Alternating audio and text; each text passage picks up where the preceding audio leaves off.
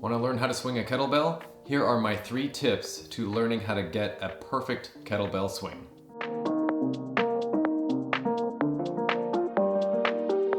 Hey guys, John here from JK Conditioning, and I've been a personal trainer for 15 years. We make videos to improve your workouts. Check us out on social media at JK Conditioning and subscribe to our YouTube channel to stay up to date with all our latest fitness videos.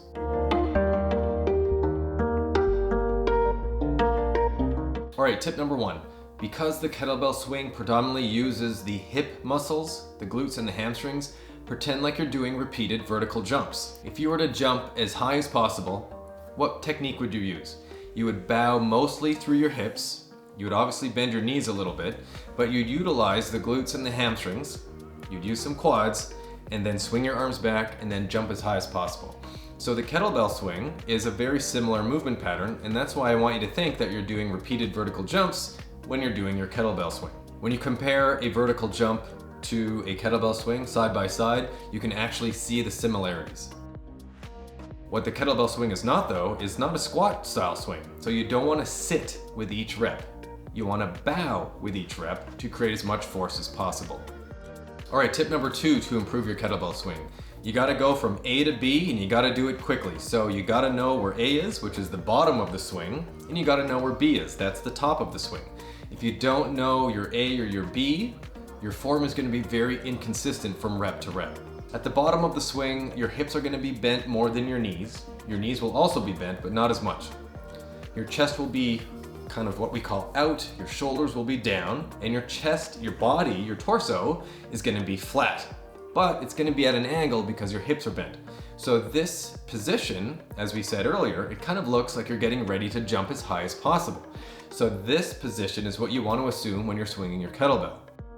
Your arms should be straight and your forearms should be inside, touching high up into the groin. In this position, you'll notice some tension in your hamstrings. This is a good sign as well because that means you're gonna use those muscles to swing the bell up. So upon the swing, you're gonna snap your hips and stand fast. You're gonna stand as tall as possible.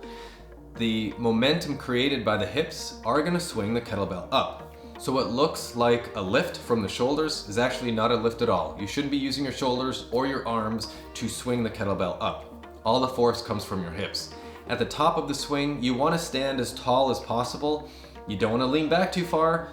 You wanna squeeze your glutes, you wanna squeeze your quads, and you wanna squeeze your abs at the top while you're straight and tall, while your arms just kind of go up like ropes as the kettlebell goes up like a pendulum. Let the kettlebell float up, but what I want you to do is I want you to use your arms to control how high the kettlebell goes. So you're gonna see kettlebell swings that go from chest height all the way to overhead. So in this video, we're just gonna talk about the kettlebell swing that goes to chest height. This brings me to my last tip, tip 3.